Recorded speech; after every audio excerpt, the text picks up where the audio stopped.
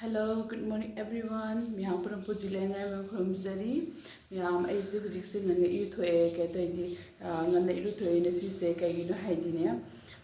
Nasi se hujik se pung mga tare ko ay luzalo ina thoe kaya naidi nasi se ay echanupagi magi birthday ni yaba ko. Adodana mase school chatringi mamanga aise like hem ki kaka na kona nung tobi hoge ko mase hogolaga ina luzabiraga masu nung like korambada yawange adobodi ay hana like koramaga adugaydi herukse katlani yabane ko adodo madi hawatri yabuzi ko adagi sai sing da sidagi school su ahanba hodoini yaba mase ko magi birthday su taba adugidi school su ahanba hodoini adodana aise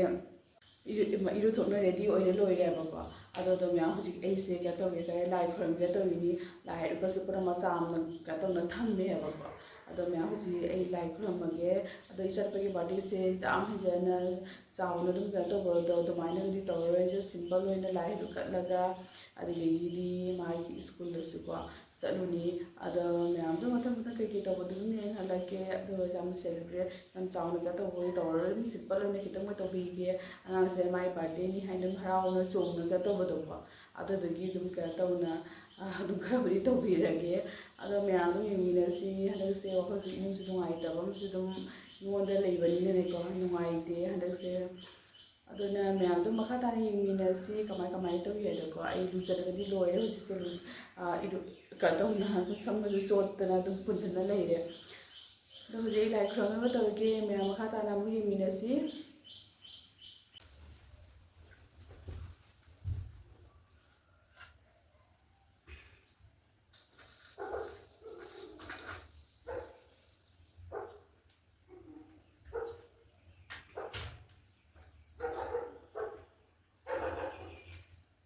मैं हमसे ये video समझ सको अब की जुम यापान नहीं को जुम दा आई चलो रगा लाको दो अदुगा इन पर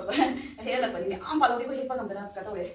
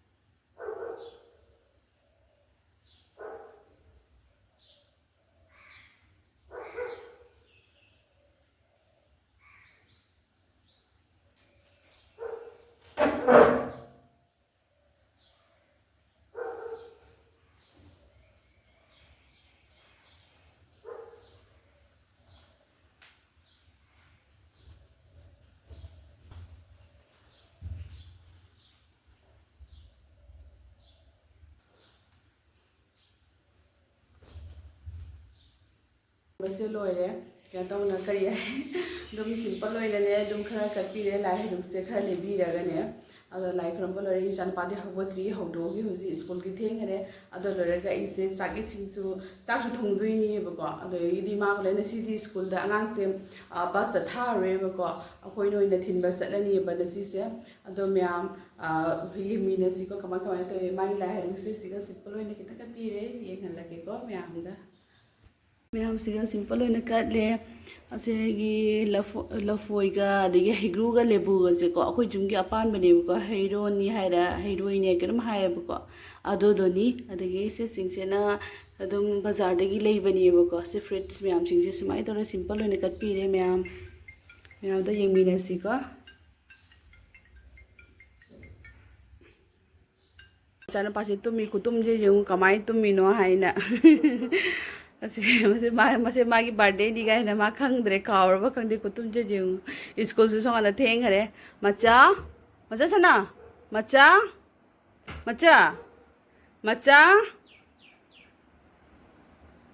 ꯁꯅꯥ ꯃꯌꯥꯝ ꯑꯁꯤꯁꯦ ꯑꯩ ꯐꯖꯅ ꯀꯩꯅꯣ ꯇꯧꯔꯒ ꯍꯧꯗꯣꯛꯑꯒꯦ ꯑꯗꯣ ꯑꯝꯇꯗꯤ ꯌꯥꯔꯣꯏꯕ ꯈꯨꯇꯨꯝꯁꯦ ꯌꯥꯗ꯭ꯔꯦ ꯌꯥꯝ ꯃꯥ ꯕꯥꯔꯗꯦ ꯋꯤꯁ ꯇꯧꯔꯛꯑꯦ ꯁꯦ ꯊꯦꯡꯛ ꯌꯨ ꯄꯨꯄꯨ ꯍꯥꯏꯔꯣ ꯀꯩ ꯂꯩꯔꯧꯒꯦ ꯄꯨꯄꯨꯅ ꯀꯩ ꯂꯩꯔꯧꯒꯦ ꯍꯥꯏꯅꯦ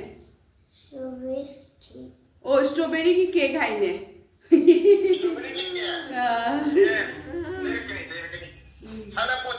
ꯁꯥꯟꯅꯄꯣꯠ ꯂꯩꯒꯗ꯭ꯔꯣ ꯌꯦꯁ ꯑꯥꯏꯔꯟꯒꯤ ꯕꯥꯁ ꯍꯥꯏꯌꯦ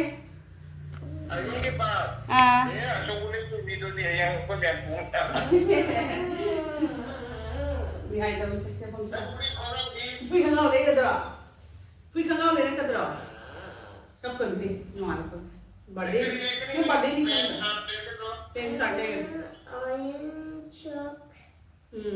आयरन की ट्रक है आयरन की बस है मागी बस का कहो का मा लहानी दो पूजा मतलब प्लास्टिक की पाम दे आयदा आयरन की पाम है आयदा बाय बाय है बस आयरन बस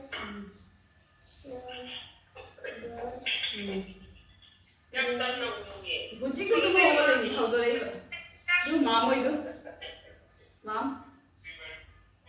हैप्पी बर्थडे थैंक यू माम है रा फमुंग दगी चिंग थोरे ही बात हो ना साइड है अच्छा लाइक तो सोच ना तो लाइक तो सोच ना तू मम्मा लाइक तो ऐसा तो हो से मन कीजिए मम्मा रूम लाइक तो बोले मागी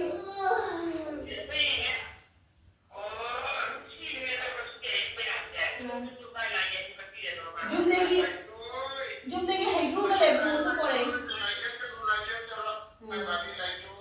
जोय जोय तो रोसे मम्मा से जोय तो खोसे जो लगी बर्थडे नहीं है बच्चों जोय तो खोसे ना मुश्किल है हरे कृष्ण सुहाय ना भाई फमुंग दे चिंग थोड़ा पदो का तौरी का हरे कृष्ण सुहाय रो मतल्ली बा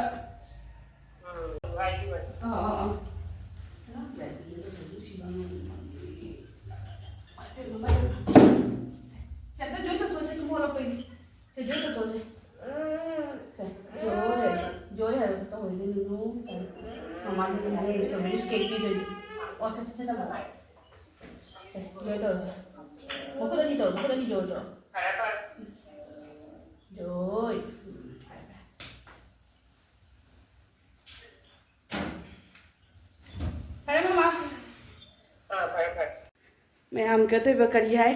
इचानुपागी सी बाजी से फमुंग चिंधोगा कहते करी है लाइसे खुरमनबद कनो होइरे मासे अदगी मने ma'am ngaraangdagi mane singsuko adigi mama papa su leite mo su deli chaliebako ada mo su ma se hogot pai na sai di ngai le ma hogot paga call se tore mathang mathang video call se ko ada dani mane su mane atombi di ko mangarang thang ing dana tore magi di matam do kitang keno oye badum hai di sana ba magi ne keno oraga akoina ing oiba matam da magi ne nung thang se keno ni abako ꯑꯗꯨꯃꯥꯏꯅ ꯇꯧꯅ ꯀꯩꯅꯣ ꯇꯧꯔꯦ ꯑꯗꯒꯤꯗꯤ ꯃꯅꯦ ꯆꯧꯕꯤꯗꯤ ꯍꯧꯖꯤꯛꯇ ꯇꯧꯔꯛꯑꯦ ꯃꯇꯝꯁꯦ ꯃꯥ ꯑꯩꯈꯣꯏꯒꯗꯤ ꯄꯨꯔꯥ ꯈꯦꯠꯅꯕꯅꯤꯅ ꯑꯗꯨꯃꯥꯏꯅ ꯇꯧꯔꯦ ꯑꯗꯒꯤꯗꯤ ꯃꯣꯏ ꯄꯨꯄꯨꯒ ꯕꯣꯕꯣꯒꯁꯨ ꯇꯧꯔꯦ ꯃꯌꯥꯝ ꯄꯨꯟꯅ ꯋꯤꯁ ꯇꯧꯔꯛꯑꯦ ꯃꯥꯒꯤ ꯕꯥꯔꯗꯦꯒꯤ ꯑꯗꯣ ꯕꯥꯔꯗꯦꯁꯤꯗꯤ ꯍꯟꯗꯛꯇꯤꯀꯣ ꯑꯩꯁꯨ ꯅꯨꯡꯉꯥꯏꯇꯕ ꯑꯃꯒ ꯇꯧꯕꯅꯤꯅ ꯆꯥꯎꯅꯗꯤ ꯁꯦꯂꯦꯕ꯭ꯔꯦꯠ ꯇꯧꯔꯦ ꯑꯗꯨꯏꯁꯨ ꯃꯥꯒꯤ ꯑꯗꯨꯝ ꯇꯧꯐꯝ ꯊꯣꯛꯄ ꯈꯔꯕꯨꯗꯤ ꯑꯗꯨꯝ ꯇꯧꯕꯤꯅꯤ ꯍꯥꯏꯕꯅꯤꯀꯣ ꯑꯗꯣ ꯃꯌꯥꯝ ꯌꯦꯡꯃꯤꯟꯅꯁꯤꯀꯣ ꯀꯃꯥꯏꯅ ꯑꯗꯨꯝ ꯃꯊꯪ ꯇꯧꯋꯤ ꯍꯥꯏꯗꯣ ꯑꯗꯣ ꯍꯧꯖꯤꯛꯁꯦ ꯃꯥꯁꯦ ꯑꯩ ꯆꯥꯛꯈꯨꯝ ꯆꯪꯉꯅꯤ ꯆꯥꯛꯁꯦ ꯀꯥꯝꯊꯣꯛꯑꯒꯦ ꯊꯦꯡꯕꯅ ꯂꯣꯏꯔꯦ ꯀꯩꯅꯣꯗꯤ ꯃꯥꯁꯦ ꯆꯥꯛꯁꯦ ꯄꯤꯖꯔꯒ ꯁ꯭ꯀꯨꯜ ꯊꯥꯗꯣꯏꯅꯤꯗꯣꯀꯣ ꯔꯦꯗꯤ ꯇꯧꯗꯅ ꯑꯗꯩ ꯃꯥꯒꯤ ꯐꯤꯁꯨ ꯑꯩꯅ ꯉꯔꯥꯡ ꯑꯩꯈꯣꯏꯒꯤ ꯔꯥꯅꯤꯄꯨꯔꯗꯒꯤ ꯂꯥꯛꯑꯒ ꯌꯨꯝꯗꯒꯤ ꯂꯥꯛꯑꯒ ꯑꯩꯁꯦ ꯐꯤꯁꯦ ꯄꯞ ꯁꯨꯕꯅꯦꯕꯀꯣ ꯐꯤꯕꯨꯗꯤ ꯀꯪꯉꯦ ꯂꯍꯥꯟꯒꯩ ꯁꯨꯗꯅ ꯑꯗꯨꯝ ꯊꯅꯝꯕꯗꯣꯀꯣ ꯗ꯭ꯔꯦꯁ ꯑꯅꯤꯃꯛꯁꯨ ꯑꯗꯨꯝ ꯀꯩꯅꯣ ꯇꯧꯕꯗꯨꯒ ꯁꯨꯗꯣꯛꯑꯦ ꯑꯗꯣ ꯀꯪꯕꯨꯗꯤ ꯀꯪꯉꯦ ꯍꯧꯖꯤꯛ ꯑꯥꯏꯔꯣꯟꯁꯦ ꯈꯔ ꯆꯥꯊꯣꯛꯀꯦ ꯑꯗꯣ ꯂꯣꯏꯔꯒ ꯑꯗꯨꯝ ꯃꯌꯥꯝ ꯑꯗꯨꯝ ꯌꯦꯡꯃꯤꯟꯅꯁꯤ ꯀꯃꯥꯏꯅ ꯇꯧꯋꯤ ꯍꯥꯏꯗꯣꯀꯣ ꯑꯩ ꯃꯥ ꯑꯗꯨꯃꯥꯏꯅ ꯍꯥꯏꯅꯗꯦ ꯐꯖꯅ ꯍꯔꯦ ꯀ꯭ꯔꯤꯁꯅ ꯐꯖꯅ ꯇꯧꯗꯣ ꯐꯖꯅ ꯍꯔꯦ Krishna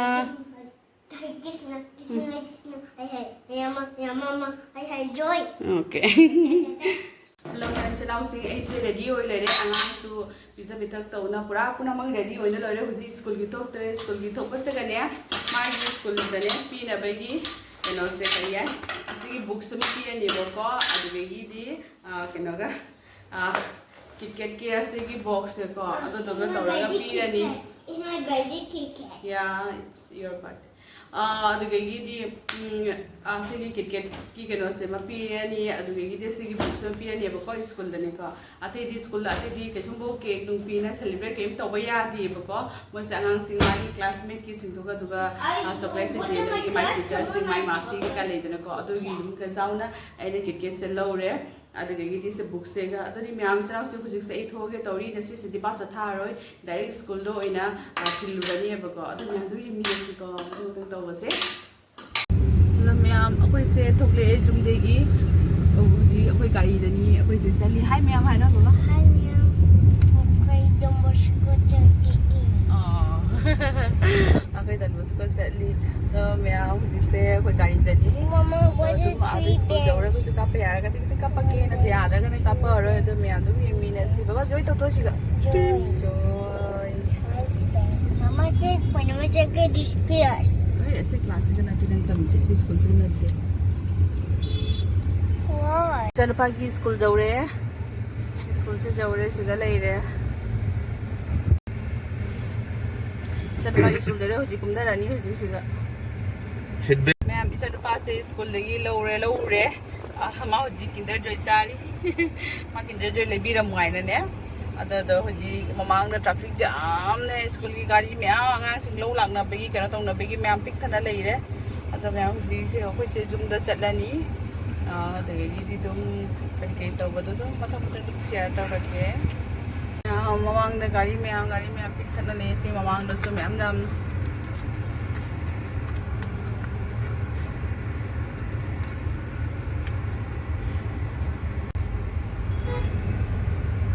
Papa. Oh.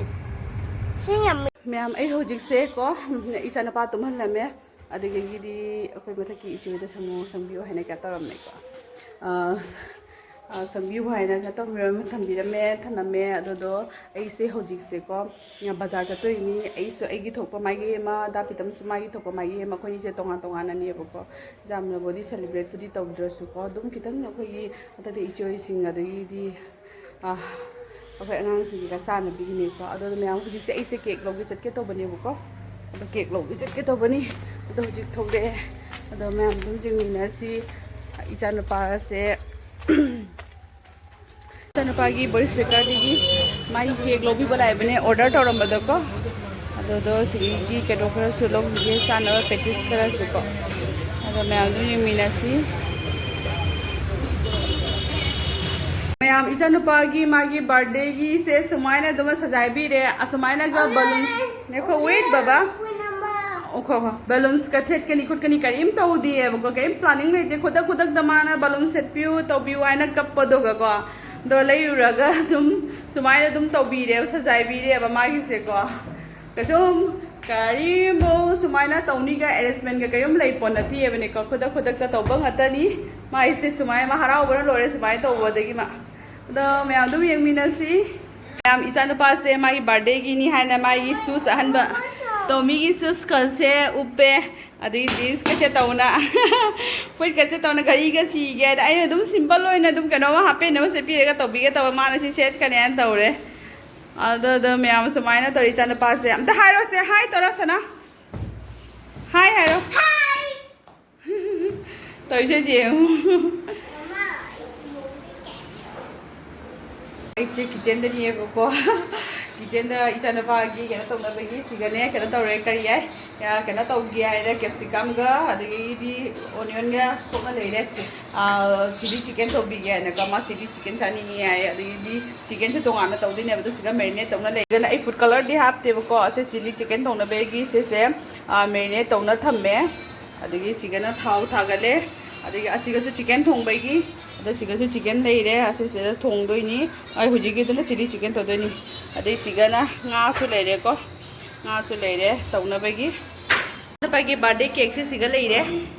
What do you want to be? Up birthday cake se there. siga leire chana What do pagi you want to be? Not. Tay nó ngon rồi. Làm gì đâu lo. Nói đi cái co lo. Full sing song.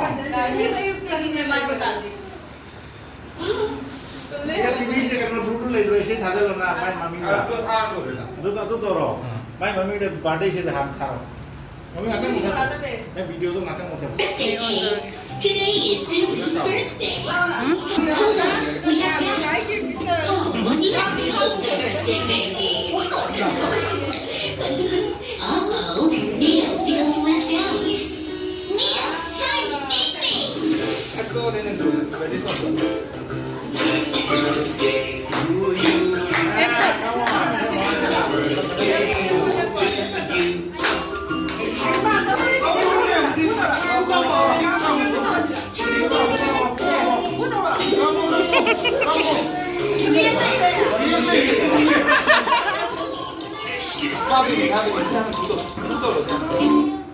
Ay kamu, yang juga milih. kamu Serasa happy birthday to you happy birthday to you oh sana happy birthday to you happy birthday to you may the Lord God bless you ma tentang Allah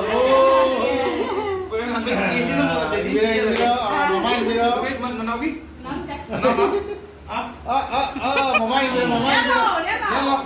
Rian chalo mamain mira tu bhai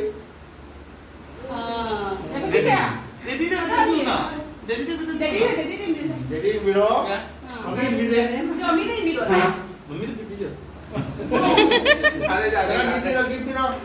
thank you Thank you, Hero. Thank you, Hero.